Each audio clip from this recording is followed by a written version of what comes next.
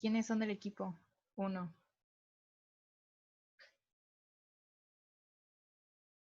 A ver, Linda, entonces te doy la palabra a ti, ya que tú fuiste la única que levantó la mano. Bueno, de mi tema, desde aquí se puede ver que se diferenciaba en sociedades, las dividían mucho, ya fueran nobles o plebeyos. Aquí depende a lo que a la sociedad que perteneciera, se le asignaban su posición, derechos, funciones o las obligaciones que tendrían. Una escuela era la Calmeca, en la cual eran dedicados a un dios. Eran centros para sacerdotes y era educación superior. Muy bien, muchas gracias. Vamos a continuar con Lasha. Bueno, también nos decía que había mitos que dejaban ver que los discapacitados eran indispensables. También decían que tomaban papeles tenían relevancia para el cosmos. Eran reconocidos entre 3 niveles del universo. Era el cielo, la verde mesoamericana y el inframundo. Y también que eran portavoces con una visión privilegiada. Muy bien. ¿Quién más es del equipo? Ok, Yasmín.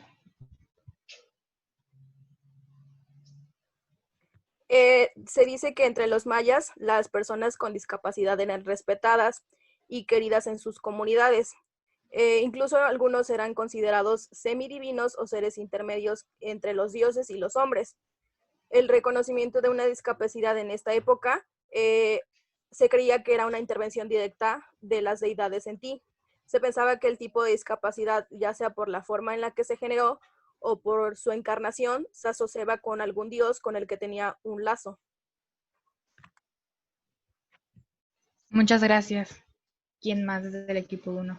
Ok, Christoph.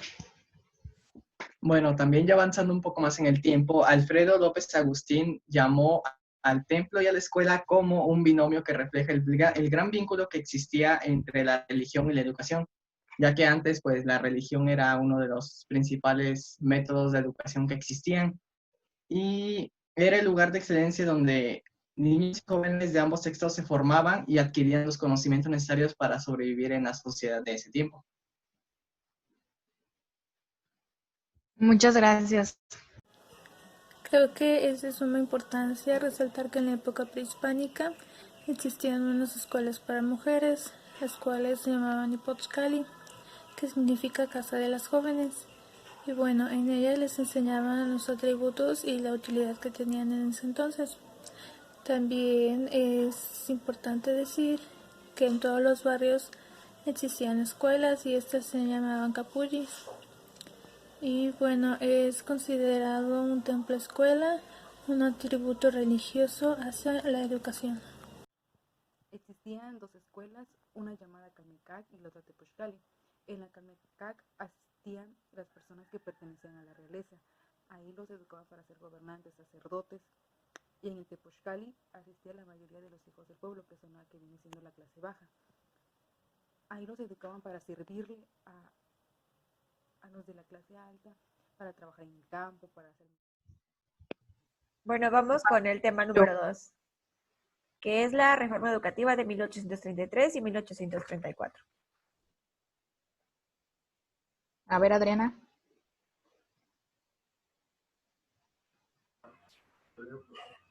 Nuestro tema decía que Gómez Farías quería lograr un México que tuviera un gobierno que respetara la libertad de los individuos y la igualdad para todos. Antes no había educación para todos, porque dependía sobre la clase social que había, y pues ahorita nos hemos dado cuenta que eso ya ha cambiado mucho. Muchas gracias. Vamos contigo, Perla.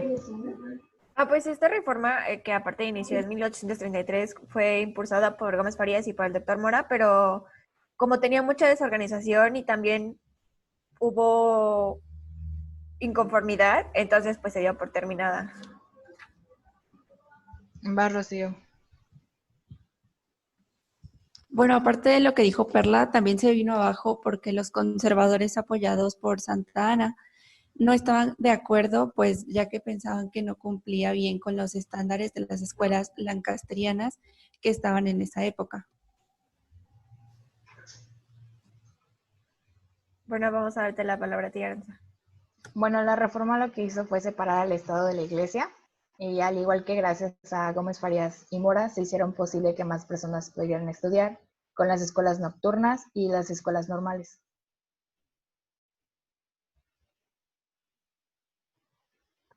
Bueno, aquí en esta reforma dice que permitía la libertad de expresión y pensamiento.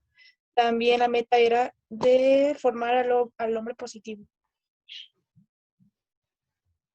Gracias. Punto de vista sobre la reforma educativa de 1833 y 1834 es que fue de mucha ayuda, ya que debido a esto se sacó a la iglesia de la educación se volvió pública. Gracias. Bueno, podemos pasar al equipo 3. Ok, el tema 3 es el Congreso Constituyente de 1857. Rodrigo. Bueno, esta constitución de 1857 tuvo un gran apoyo por varios puntos indispensables como la libertad de expresión, libertad de asamblea, libertad entre individuos y destacando la enseñanza. Bueno, también tuvo como conjunto la revolución de Yutla, que llegó al poder una nueva generación de liberales, entre ellos Benito Juárez, Melchor Ocampo, Ignacio Ramírez, entre otros. Bueno, esta constitución de 1857 se convirtió en el mayor régimen de México y ninguna ley estaba por encima de ella hasta la constitución de 1917. Gracias. ¿Quién más desde el equipo de Rodrigo? Del equipo 3. Ok, Rosalinda. Bueno, la verdad es que se me cortó la llamada, pero básicamente esta constitución fue la antesala para la constitución que actualmente tenemos y básicamente fue en el sexenio de Comonfort y habla de una enseñanza libre y de la libertad de enseñanza, en pocas palabras. Y más que nada rechaza a los grupos conservadores que afectan los intereses y valora la importancia de la educación en la visión del país.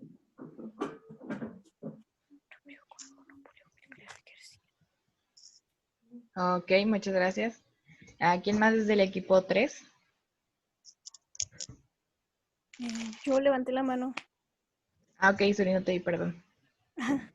Bueno, nos habla mucho sobre lo que es la libertad de enseñanza, que el monopolio rompió con el clero para que ya no para que el Estado ya no metiera lo que es la religión a las escuelas, y por medio de esto la educación se forjó de otra manera para que fuera laica y para que los padres tuvieran el derecho de enseñarle a sus hijos lo que ellos creían y que ellos pudieran elegir las escuelas y los maestros que a ellos más les parecían. Eso nos habla mucho este tema sobre la libertad de enseñanza. Muchas gracias. ¿Quién más del equipo 3?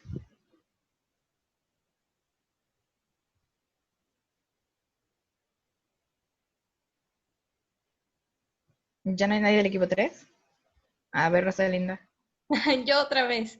Pues básicamente también incluye mucho la constitución de Apatzingán, que hablaba de la importancia de tener educación en México para todos. Y es una ley que ocupó una cuestión educativa como en el Estado y en el bien público, ya que la libertad de enseñanza se propuso en un proyecto del artículo en un sentido filosófico, ya más en el ámbito social y jurídico, es decir, ya establecido para ser salido hacia la sociedad, argumentando que se debe de reconocer la libertad de pensamiento y de expresión en su derecho de enseñar, tanto como el maestro como el alumno, de recibir esta educación. Y ya, gracias.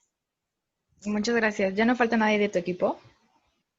Y a mí es que cuando se implementó el artículo 3º en la Constitución mexicana fue un parteaguas, ya que empezaron a tener diferentes ideologías las personas y no solo pensaban en trabajar. Y sin embargo, todavía existen algunas partes de México en donde todavía no se aplica bien porque los niños siguen sin estudiar y las personas siguen explotando a los niños y así. Bueno, vamos a continuar con el equipo 4. Bueno, el tema 4 son las escuelas, maestros y prácticas escolares, la importancia de las escuelas lancasterianas. Ok, ¿quién es del equipo 4? A ver, Jessie. Bueno, dice que la importancia de estas escuelas era que eran de enseñanza mutua, que eran para apoyar al clero. También decía que, bueno, se destacaban porque eran escuelas con muchos alumnos y otra característica que tenían era que siempre buscaban mantener a los alumnos ocupados y también que los maestros apoyaban con los alumnos destacados para apoyar al resto del grupo que se basaban como monitores. Ya. Muchas gracias. ¿Quién más es del equipo 4? Ok, Karime. Bueno, también otra característica es que en estas escuelas habían grupos grandes y digamos que más de 200 alumnos eran asignados por cada maestro. Estos eran divididos en grupos de 10 alumnos y cada grupo tenía su propio monitor. De hecho, habían varios tipos de monitores. Incluso el horario de las escuelas lancasterianas era de 6 a 7 horas la jornada, con 1 hora para comida en su casa y luego regresar en la tarde, aunque era raro que muchos alumnos regresaran en la tarde porque era preferente más la jornada en la mañana. Y pues de igual manera estos alumnos pues tenían ciertos castigos que dependían de la magnitud que era lo que les ponían. Y el más grande, o puede decirse que el problema más grande que ellos cometían era pues juzgado o por el director, eran llevados al ¿cómo se llama? A la dirección y pues ahí era el que el director los golpeaba y pues para que aprendieran la lección. Gracias. ¿Quién falta del equipo 4? Ok, Joana. Bueno, cabe mencionar que este tipo de educación lancasteriana tuvo influencia más que nada en la educación primaria y su importancia dentro de la educación actual es que cambió de un modelo de enseñanza tradicionalista a un modelo de enseñanza mutua, donde entonces el alumno adquiere un modelo utilitarista. Esto quiere decir que el aprendizaje se basa tanto del alumno a alumno como de docente a alumno. Ahora el docente ya no es quien transmite la enseñanza, sino que el alumno se va a encargar de esto. Además, promovió el uso de material didáctico sensorial dentro de las clases y la creación de escuelas normales lancasterianas para promover este modelo llamado modelo monitorista, que como lo mencionaban mis compañeras, es donde el docente escoge alumnos destacados que enseñan a los alumnos que están entrando apenas a la educación. Muchas gracias. ¿Quién falta del equipo? Lancasterianas se caracterizaban por dar educación a personas sin distinguir su condición social o edad. También se distinguía por poseer una gran cantidad de alumnos y las escuelas estaban ubicadas en casas prestadas, bodegas o en lugares que no tenían condiciones para una escuela. La escuela lancasteriana es que esta cuenta con un gran número de alumnos. Estas escuelas se ubicaban en casas prestadas, bodegas o lugares en donde no eran aptos para educar. Los maestros se apoyaban de los alumnos destacados, los cuales llamaban monitores, y estos les enseñaban a los demás alumnos. También le informaban al maestro los asuntos relacionados con la clase. Eran como un portavoz de los alumnos hacia el maestro. Estas escuelas surgen de la necesidad de enseñarle a la clase pobre, de educarlos, pues estos no contaban con educación, y pasó de ser una enseñanza tradicionalista a una utilitarista, en la cual se comenzaba a ocupar el material didáctico como apoyo en sus clases. Bueno, sigamos con el equipo 5. Ok, el tema número 5 es la secularización de la beneficencia pública y la creación de la Escuela Nacional de Sordomudos. Ok, ¿quién es del equipo 6? 5, perdón. Yo voy a empezar a hablar. Ok. Bueno, la beneficencia pública fue una institución creada en el régimen del presidente Benito Juárez García como consecuencia de las leyes de reforma, específicamente con las leyes de desamortización de los bienes de 1856 y el decreto de secularización de hospitales y establecimientos de la beneficencia pública en el año de 1861. Prácticamente esto se vio como afectado por la relación que existía de Iglesia-Estado, por lo que la Iglesia llevaba 3 siglos aproximadamente monopolizando la atención médica, así como la educación y las familias. Entonces se creía que los hospitales eran como unidades del Dios, de los ejércitos, y significaban una afirmación de monoteísmo católico. Muchas gracias, Dianita. ¿Quién sigue del equipo 5?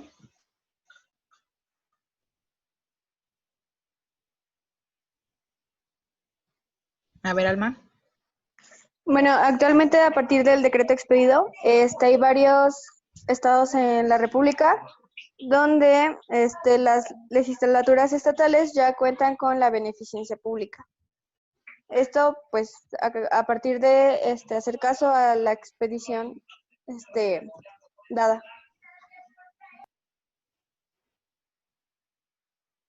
Muchas gracias. ¿Quién sigue del equipo 5?